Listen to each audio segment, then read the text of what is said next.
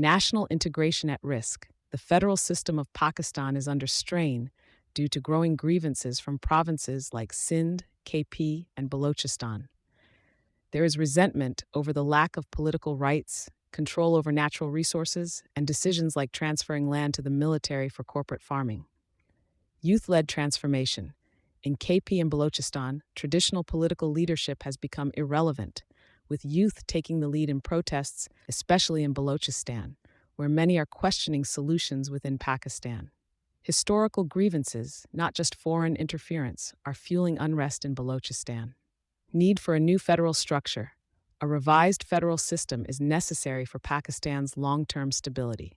Provinces should have full control over their resources like coal, oil, gas, and minerals. This would require constitutional changes to strengthen provincial autonomy, building on the 18th Amendment. Comparison to other federations.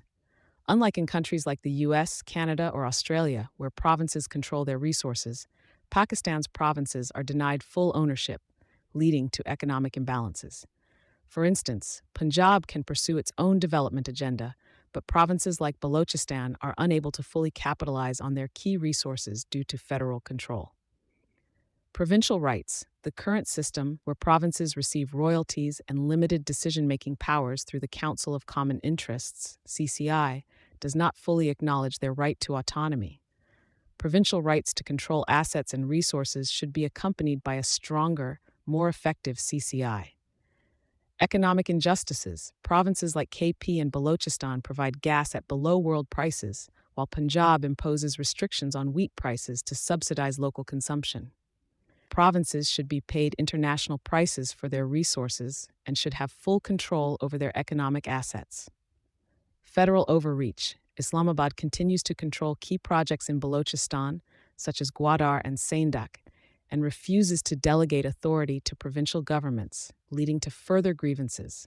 The argument that federal oversight is needed due to provincial corruption is seen as hypocritical given the federal government's own lack of transparency. Call for genuine federalism.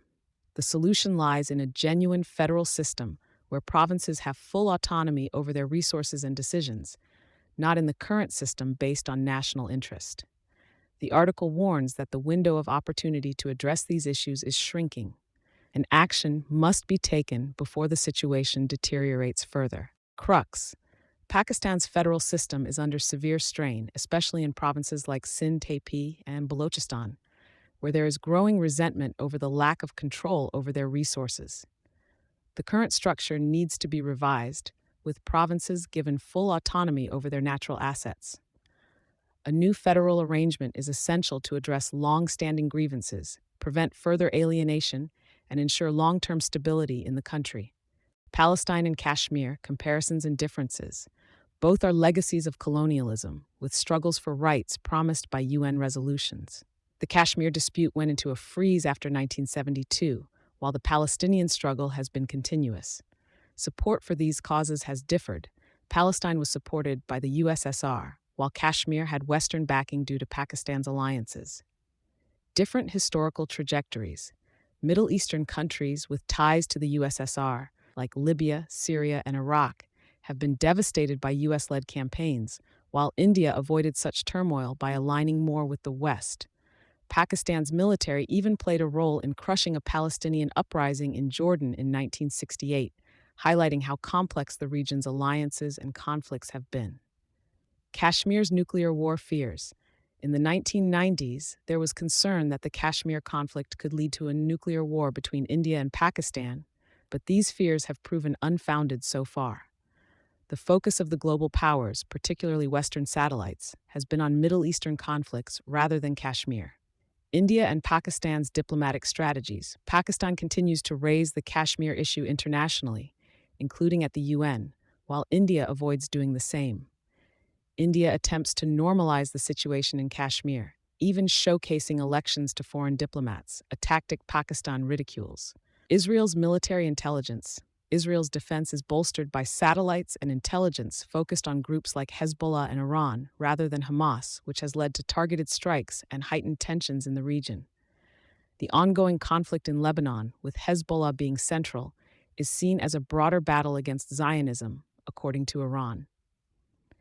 Regional power dynamics. The situation in Lebanon, particularly with Hezbollah, is expected to intensify unless major powers intervene. Iran continues to back Hezbollah, maintaining the conflict's momentum. Crux. While there are some similarities between the struggles of Palestinians and Kashmiris, their histories and geopolitical contexts are very different. The Palestinian issue is more entangled with Middle Eastern dynamics, whereas the Kashmir conflict is largely focused on India and Pakistan's relationship.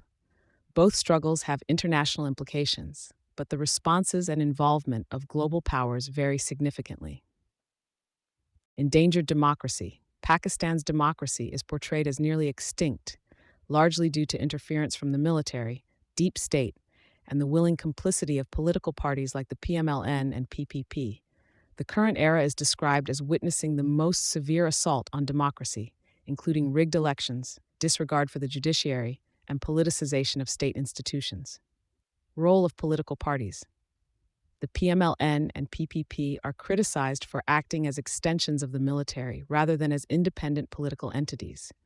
While they justify their actions as necessary to counter the PTI, this cure is seen as more damaging than the illness, harming both democracy and the parties themselves. The judiciary and media. There is concern over attempts to subdue the judiciary, with the fear that the political and military establishment are working together to keep control. The media, civil society, and even some legal circles, which had previously defended democracy, are seen as largely silent or complicit. Historical context. The author references past moves by political parties to strengthen democracy, such as the 1973 Constitution and the 18th Amendment, which are now ironically being undermined by the same parties.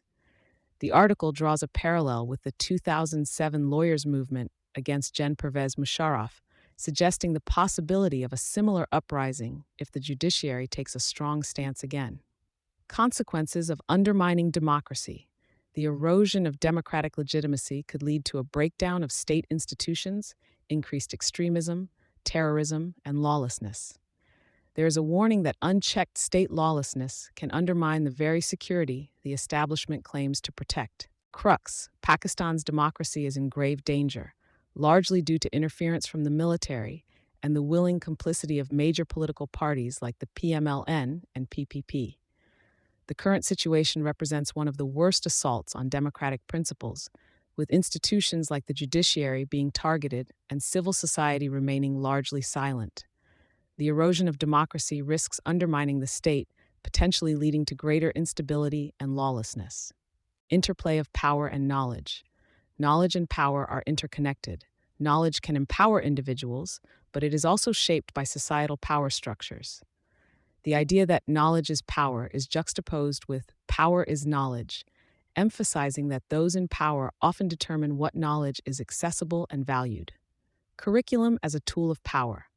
The curriculum reflects the perspectives of those in power, often marginalizing alternative narratives and cultures. In post-colonial societies, educational curricula can still reflect colonial power structures, prioritizing foreign histories and values over local knowledge and traditions. Educational inequality in Pakistan. Similar to other countries, Pakistan's curriculum tends to marginalize certain groups, such as non-Muslims, the poor, and women, reflecting the dominant societal power structures. Control over educational content shapes students' worldview and sense of belonging within society. Role of assessment in reinforcing power. Assessment practices, particularly high-stakes tests, often emphasize rote learning over creativity and critical thinking. These assessments tend to favor wealthier students who have access to better resources, thereby reinforcing social stratification and maintaining power dynamics. Teachers, agents of power. Teachers play a critical role in mediating between the curriculum and students, with the ability to either challenge or reinforce dominant narratives. A teacher who fosters critical thinking can empower students to challenge inequities, while those who strictly follow the curriculum may unintentionally uphold existing power structures. Educational reform and social justice. Curriculum reform is often contested as different groups vie to determine what knowledge is considered legitimate. Assessments and educational design need to be reformed to promote inclusivity, critical thinking, and equity in society, thereby allowing education to serve as a tool for social justice rather than perpetuating inequality. Crux: the relationship between power and knowledge is complex and deeply influenced by societal structures. Educational systems, particularly curricula and assessments, often reflect the values of those in power, reinforcing social inequalities. To create a fairer and more inclusive education system, reforms must address these dynamics, encouraging critical thinking and the recognition of diverse knowledge. Teachers have a key role in either challenging or perpetuating these power structures, and a more equitable approach to education can help democratize power and promote social justice. Government's tax collection challenges. Pakistan's government is under pressure to increase its tax revenues to meet the stringent requirements of the IMF's $7 billion funding program.